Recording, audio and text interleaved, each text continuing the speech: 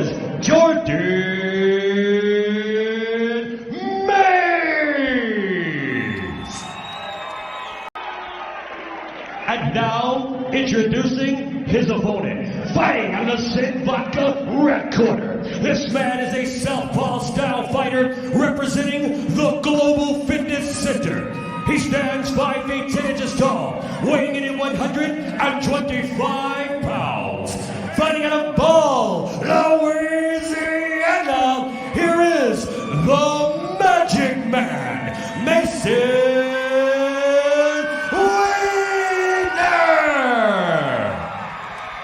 Your referee in charge of the action when the cage door closes, Mr. Chris Hill. A bit of animosity there in the cage whenever they first got in. These two guys immediately got in one another's face. We will get a touch of the gloves, and we are underway with our first fight here at AKA 19. Wide 25 pounds, 2 debutantes. Wide opens with a couple of kicks. Immediately taken down to the ground here by Jordan Mays. Mays with a top position. Mason's corner, asking for him to turn his hips to the cage. Mays looking to continue and advance forward here, maybe trying to step over. He's listening to his corner too, which is very, very, very impressive for someone who's fighting for the first time.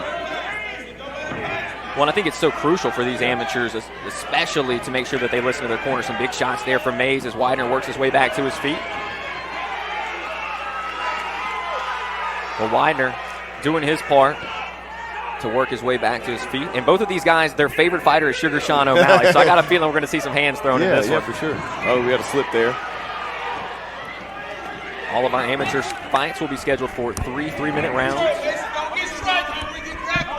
Now being joined here in the booth by the one and only Dynamite. Man, you do such an amazing job bringing this thing in. Well, how about it, guys? We've got the trifecta of terror here on the call tonight. And what a great way to start things off here at AKA 19. Jordan Mays representing the PBA hard hitters out of the Baton Rouge area. And you've got the hometown guy, the Magic Man, Mr. Wiedner in there right now. A great way to start off in this flyweight practice right here. 2 young kids starting to cut their teeth inside the business of mixed martial arts. And what better stage to do it on than AKA American Combat Alliance. Yep. Absolutely. It looks like we have a low blow here. Low blow, accidental, of course. Somebody took a visit down to Tijuana early in the night here. So you see Mr. Wiedner's going to get a little time to get his rest here, get his wits back about him. Mr. Chris Hill, our referee in charge of the action. You get a full 5 minutes if you need it. Mr. Wiedner's a tough young hombre. I don't think he'll need all 5 minutes. He'll shake it off here and get back to the action. Well, in some ways, maybe it kind of gives each fighter a chance to calm those nerves too. I know it's a stop in the action early on. Obviously, it doesn't feel very good, but those nerves, the first time you get in the cage, they're certainly there and they're palpable for the fighter.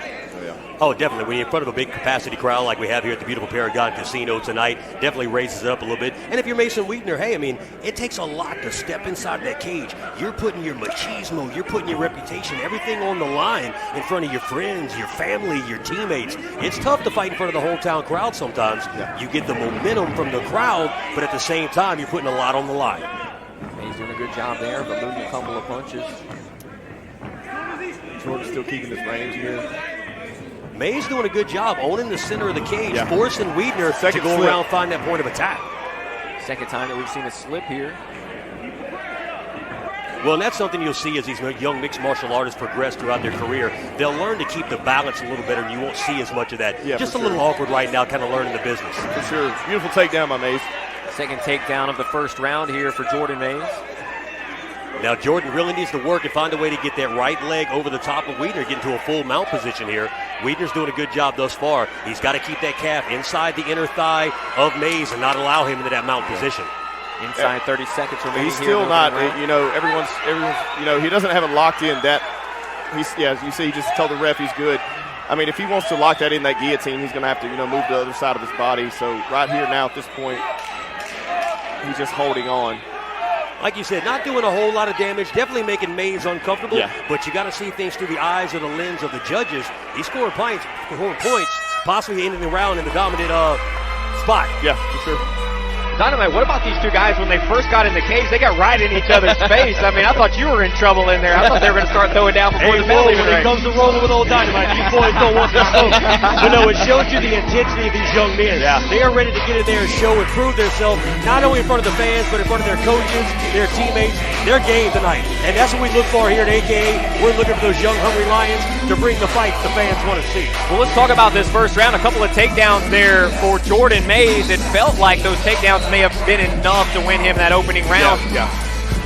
Definitely, I can agree with you on that one. Takedowns are always very strong, especially when it comes to scoring those points in the judges' eyes. Yeah, and also ending, when you're actually ending a round on top too, in top control. Matter if he really wasn't in his opponent's guard, so that's something the judges look at too when the actual round stops. Jordan Mays coming off the stool, ready to go, saying, "Let's go, bring it on." Now we're going to see what kind of adjustments were made by Wiedner in the Global Fitness Center camp during the round break. Say, hey, we've got to stuff some of these takedowns. We can't keep giving up these points. So let's see how Wiedner reacts to those takedowns he got suffered in the first round. He's going to come out, trying to hold the center of the cage again. Backs up here. And now you see Wiedner backing away, not going to give up those takedowns as easy. And I mean, when you got a great coach like Mr. Alan Gray in your corner, so much knowledge in his business, he rubs off very well on these young men and gets them ready every time. Finally from Mays. With an overhand right, caught one from Wiedner instead.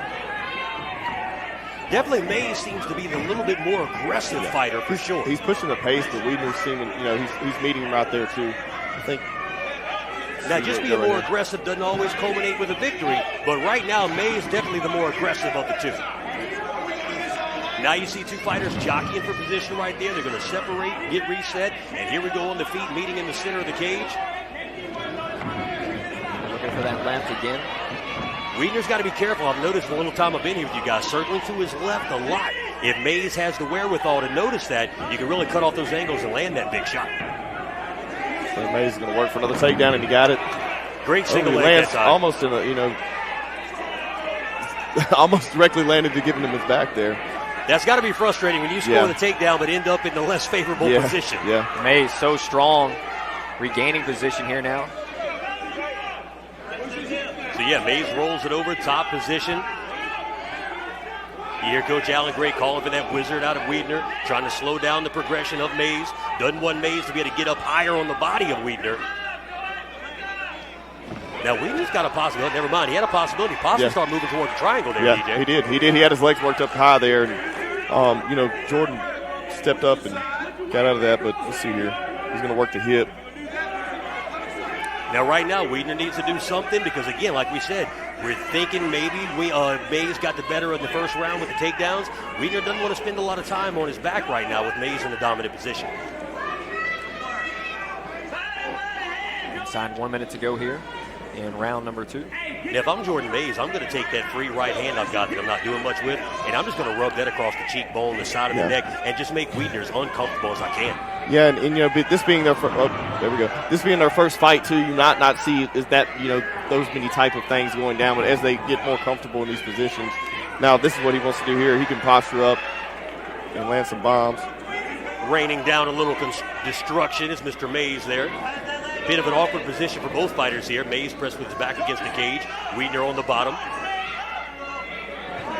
Here comes that triangle right here, DJ. Wiedner. Now that's one good defense to the triangle. Just punch your way out of it. So right here, he just needs to roll him over. He's got it locked in. Maybe enough here if he can push his arch. I don't know if it's locked in. It doesn't look like he is. No, he needs to. There you go. There we go. Not enough time left in the round to finish this one off either. It's going to be saved by the bell. Wow, great job by Wiedner. He really got it in deep, just ran out of time. Yeah. Well, guys, I'll be popping in with you throughout the night to add a little sugar and spice to the commentary team here. Thank you so much for having me. Absolutely, and I'll see you next fight. Appreciate you, brother. So through 2 rounds here. Both guys had, really good rounds there. Both guys they seem to be pressed, calm down a little bit. They're both breathing hard. You can tell they're tired. And, being your first fight, too, you're definitely going to get that. Well, we talk about the adrenaline dump, right? Yeah, it hits you hard after the second round. Yeah, exactly, especially when it's your first time. You don't understand quite how to control that pace. But I'll tell you what, Jordan Mays, man, he has just looked locked in from the jump. He's game, for sure. He's game. But Wiedner did a good job of, setting up that submission You know, he spent a lot of time on his back, which you have to be careful when the judges are looking at things like that. If they're, you know, your opponent's on top of you, they may score you, you know, otherwise. But he did a good job to set that triangle up. He could have finished it had he had, you know, maybe 10 to 15 more seconds. You can see both guys much more tired here as we enter the final round of fight number 1 of the night. Weidner and Mays set for round number 3. In a close contest, Weidner's done a very good job of working from his back so far and looking for submissions. Weidner looks tired. He's looking for another takedown here.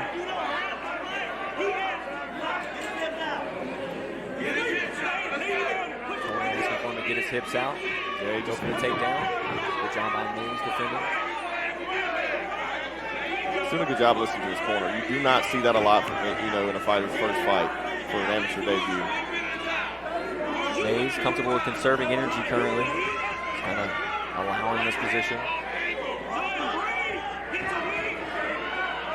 He's got his wrist locked right there, his hands clasped, so it's going to be very difficult. Yeah. Asking for Mason to clear his head. Mays making that very difficult at the moment. And that's something you see too, you know, at the amateur level, that, you know, you're not seeing a lot of strikes right now because you're so focused on getting out of position. You know, as you fight more, you realize that you do have these tools that you can use that kind of, well, you know, it's not just a grappling match at this point. You can actually hit each other in the face while you're trying to, you know, transition. And if you're Jordan Mays, you're completely comfortable with staying in this position. Yeah, it feels like you just won the first 2 rounds. You have no problem sitting right here and just you know, riding out this 3rd round. At this level too, if they stay here too long, they'll probably stay up, you know, some of these things. We'll see. Weidner needs to push out, you know, in transition here. He's trying to drag that leg out now. You can now see that right arm is also called underneath there. That's been a problem as well. So Mays has his, okay, well, he gave it up on top in his guard now. But Mays has been effective on top this whole fight. You know, no matter if he's in his guard or mounted or, you know, whatever it may be. Some ground and pound coming in here from Jordan Mays. Trying to posture up now and drop some bombs. Good job by Weidner to elude the big shots. Now going to a closed guard.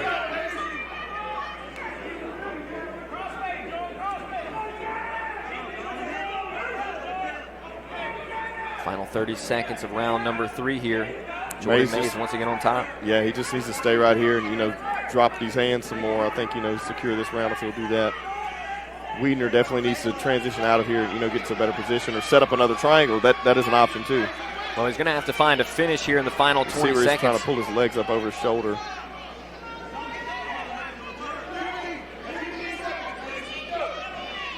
Mason closing guard once again here. Final 10 seconds. Looks like Jordan Mays is going to finish this round on top as well. Some vicious ground and pound to finish it off. Good first fight. Good first fight of the night. A couple of debutants out there getting into the cage for the first time. Jordan Mays doing a really good job. He's being the aggressive fighter. That's what you really saw in this one. Jordan was aggressive from start to finish. Got a couple of takedowns in round 1. Had a takedown in round 2.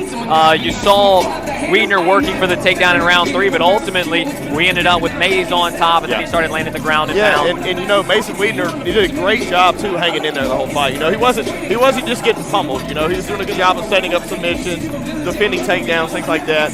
But the end here, we're probably looking at, you know, I'm going to call it Mays. Yeah, it felt like Jordan Mays' fight right there, just from what we could see. The aggressiveness, the takedowns. The second round could potentially go anywhere. You saw with Mason, you know, going for some submissions in round number 2. Maybe that second round was swayed his way, but it felt like Mays certainly winning rounds 1 and 3. Probably picking up the victory here in his debut, for sure.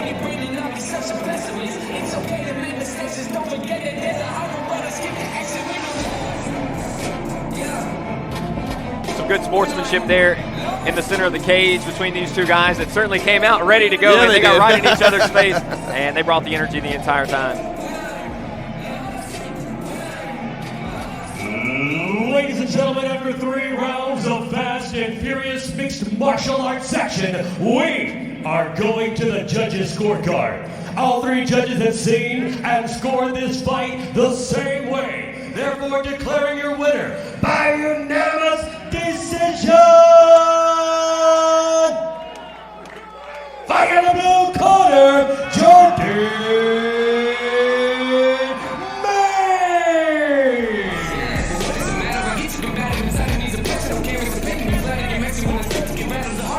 So there you have it. Jordan Mays gets it done in his debut. And really, the takedowns won in that fight, Yeah, TJ. sure, It was all about the takedowns. Yeah, being aggressive. takedowns and controlling his opponent while he had him down too. You know, huge factor in judge scorecard. Great way to start AKA 19. Don't forget we have 10. That was our first of 10 amateur fights. Then we'll be moving to our 2 professional fights. The night will be